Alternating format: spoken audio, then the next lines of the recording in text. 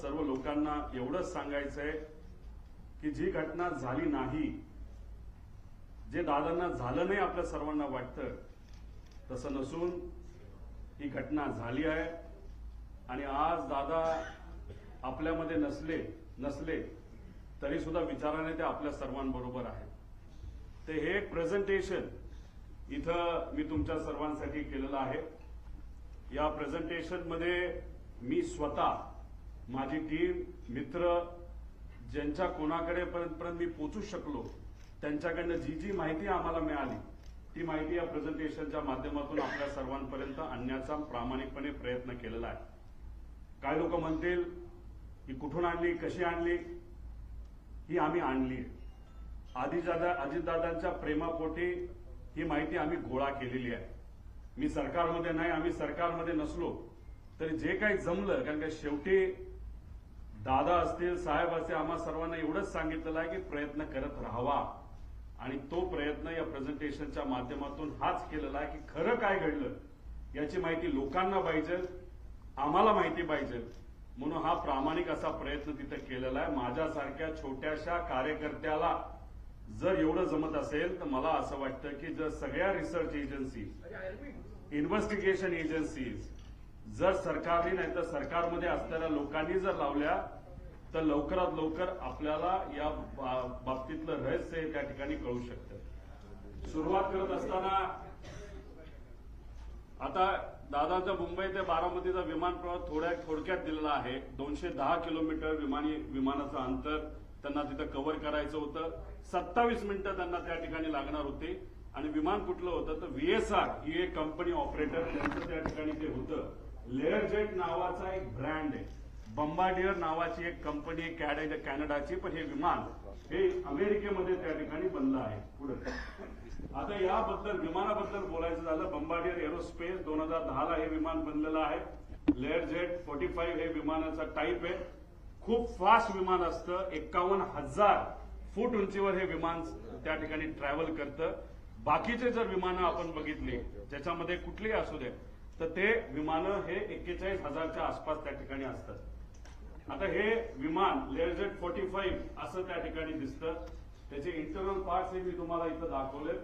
अंदाजे अजूनपर्यंत आम्हाला कळलेलं नाही, पण अंदाजे या बाजूला म्हणजे लेफ्ट साईडला दादा इथे कुठंतरी त्या ठिकाणी बसले असावे। या सेक्शन मध्ये आपल्या बॅगा नाही तर अतिरिक्त जो काय आपल्या बरोबर सामान असतं हे सामान या भागामध्ये त्या ठिकाणी ठेवलं जातं।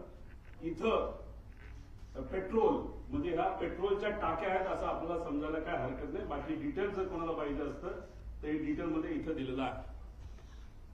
आता या VSR कंपनीची माहिती मला तुम्हाला आपल्या सर्वांना द्यायची। याच्यामध्ये विजय कुमार सिंग, त्यानंतर सीमा रिमी सिंग हे दोघं याच्यामध्ये पार्टनर आहेत। आणि विस्टा सेल्स प्रायव्हेट लिमिटेड नावाची एक कंपनी आहे। 2 डिरेक्टर विजय कुमार सिंग आणि रोहित सिंग। विजय आणि रोहित हा विजयचा मुलगा आहे। रोहित सिंग बद्दल मी पुढे 2-3 स्लाइड पुढे त्या ठिकाणी आपल्या सर्वांना माहिती देतो।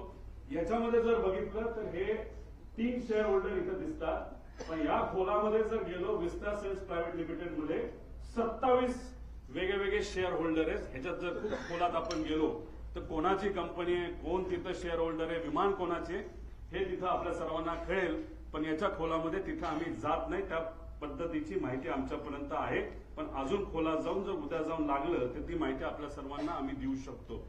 त्यानंतर या कंपनीकडनं या कंपनीचं म्हणजे VSRचं तसं बघितलं तर लेअरजेटच्या बाबतीत त्यांची मोनोपोली आहे या देशामध्ये। सगळ्यात जास्त लेअरजेटचे विमानं जर कोणाकडे असतील तर ते VSR नावाच्या कंपनीकडनं विजय कुमार सिंग एक छोट्या कंपनीमध्ये काम करायचे, पण नंतर कष्ट केले असतील नाहीतर काय बऱ्याच काय गोष्टी झाल्या असतील, त्यांनी स्वतःची VSR नावाची ही कंपनी तिथं सुरू केलेली आहे। पुढे आता अपघाताच्या दिवसाची टाइमलाईन जर आपण बघितली तर 7:02 तिथं जो क्रू असतो म्हणजे पायलट, अटेंडंट हे सगळे तिथं 7:02 तिथं पोहोचले। कॅप्टनली चेक केलं, बारामती एअरपोर्टला तिथं फोन केला असेल, माहिती घेतली असेल, ATCशी बोलणं झालं असेल, बाबा तिथं विजिबिलिटी आहे का असा प्रश्न तिथं केल्यानंतर तिथं ऑल ओके 7:10 सांगण्यात आलं। 7:17 दीपक जाधव विदीप जाधव जे त्यांचे PSO होते दादांचे, हे तिथं पोहोचले होते. 7:50 दादा विमानतळाकडे पोहोचले. 7:56 विमान मुंबई विमानतळ रडारच्या संपर्कात आलं की मुंबईच्या ATC ला सांगितलं आता आम्ही टेक ऑफ करायला तयार आहे. 8:10 आणि 51 हे टेक ऑफ झालं. तुम्ही म्हणताल या बाजूला काय, या बाजूला काय आहे याची माहिती थोड्या वेळानंतर मी आपल्या सर्वांना देतो. पण ही माहिती अतिशय महत्वाची आहे. एका ग्रुप चॅटची ही माहिती आहे आणि त्या ग्रुप चॅटवर खूप काय आपल्याला पुढे जाऊन कळणार आहे. नाव फक्त दिलंय, पुढचा नंबर तिथं मी दिलेला नाही, पण नंबर सुद्धा तिथं आहे. एका ऍक्च्युअल ग्रुप चॅट मधले हे स्नॅपशॉट तिथं काढलेले. त्या ग्रुप चॅट मध्ये अधिकारी सुद्धा असतात, PA सुद्धा असतात. त्याबद्दलची माहिती मी पुढे तुम्हा सर्वांना देतो. आता विमान 8:22 विमान लोणावळा जवळच्या आसपास त्या ठिकाणी तिथं असेल. 8:25 विमान पुणे जवळ, पुणे शहराजवळ असेल.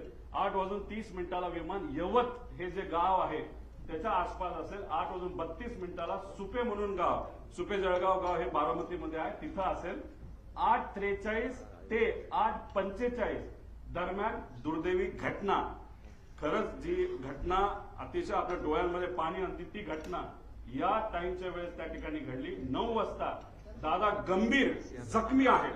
ऍक्सिडेंट झाला हे तुम्हा आम्हाला कळलं होतं, पण आमच्या सगळ्यांच्या मनात असं होतं की जखमी आहेत, हॉस्पिटलमध्ये आहेत, पण जिवंत आहेत, अशी कुठली बातमी आमच्या कानामध्ये यावी. तशी 9 वाजता ती बातमी सुरू होती.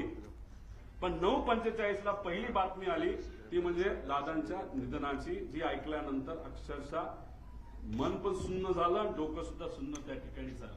आता ही माहिती म्हणजे हा जो प्रवास आहे, हा प्रवास हे जे एक सॉफ्टवेअर आहे नाहीतर ऍप आहे, ज्याच्याकडे विमान असेल त्यांना हे ऍप उघडता येईल. जो पायलट असेल हे ऍप उघडता येईल. युनिव्हर्सल ऍप आहे, याच्यामध्ये तुम्हाला सगळ्या विमानाची माहिती तिथं कळू शकते.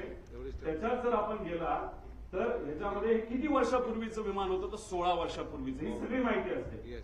ह्याच्या आधी 2 दिवस म्हणजे 26 आणि 25 हे विमान कुठं गेलं होतं. मुंबई सुरतला एकदा गेलं, परत सुरत मुंबईला तिथं गेलं. म्हणजे हा जो विमानाचा प्रवास आहे, ही घटना घडायच्या आधी तर सुरतला हे विमान तिथं जाऊन आलं होतं. आता हे महाशय म्हणजे हे जे मालक आहेत सिंग यांनी काय स्टेटमेंट दिलं, विमान चांगल्या स्थितीत होते आणि मेंटेन्ड होते, हा सगळ्यात महत्वाचा मुद्दा तिथं आहे. वैमानिक अनुभवी होते, हा दुसरा महत्वाचा मुद्दा त्याच्यामध्ये आहे. अपघात व्हिजिबिलिटी इश्यूमुळे झाल्याची शक्यता आहे, हाही मुद्दा त्याच्यामध्ये त्या ठिकाणी आहे. आता या आमच्या ताई बारामतीच्या आहेत, त्यांचं काय स्टेटमेंट आहे थोडंसं तुम्ही ऐकून घ्यावं. पूर्ण असा विमानाचा आवाज वेगळाच येत होता नेहमी, म्हणजे यांचं आणि तिथं